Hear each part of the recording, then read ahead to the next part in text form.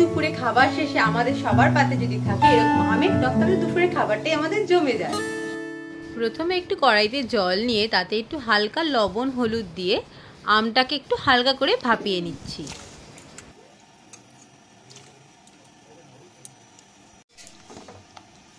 এবারে হালকা করে একটু নেড়ে দিচ্ছি যাতে আমগুলো একটু ছেড়ে ছেড়ে জলের মধ্যে যায়।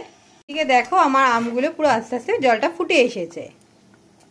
দেখো এবার আমটা আমার সেদ্ধ হয়ে গেছে। এবার আমি আমটাকে আস্তে আস্তে ভেঙে দিচ্ছি আর এবার আমি আমটাকে ঝরা দিয়ে ফেলবো। দেখো আমি আমটা এবার জল ঝরিয়ে আমটা নিয়ে নিয়েছি। এবার কড়াইটা খুব ভালো করে গরম করে তাতে আমি অল্প একটু তেল দিয়ে নিলাম। এবার আমি গরম তেলে দিয়ে দিচ্ছি একটু পাঁচফোড়ন। পাঁচফোড়নটা দিয়ে একটু হালকা হাতে নাড়াচাড়া করতে হবে যতক্ষণ না পাঁচফোড়ন থেকে একটা সুন্দর ভাজা ভাজা বেশ গন্ধ আসছে।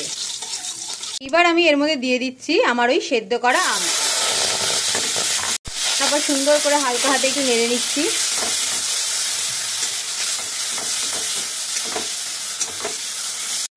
দেখো বেশ আমটা একটু ভাজা ভাজা করে নিচ্ছি আমি। দিয়ে দিচ্ছি একটু জল।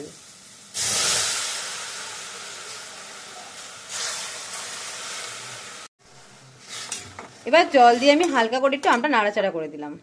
এবার আমি এতে একটু সামান্য একটু হলুদ অ্যাড করে দিলাম, সামান্য পরিমাণ লবণ। এবার একটু ওয়েট করতে হবে যতক্ষণ না আমটা ফোটে। এবার দেখো আমার আমটা পুরো ফুটে এসেছে। এবার আমি এতে দিয়ে দেবো পরিমাণ মতন চিনি। এবার চিনিটা দিয়ে একটু হালকা হাতে নাড়াচাড়া করে নিচ্ছি। এবার দেখো আমার টকটা পুরো ফুটে এসেছে। রেডি আমার আমের টক।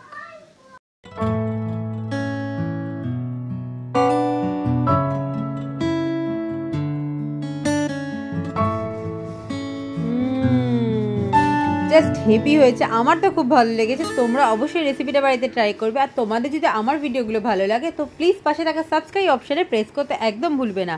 আজকে এখানেই, চলো টাটা, দেখা হবে অন্য কোনো ব্লগে।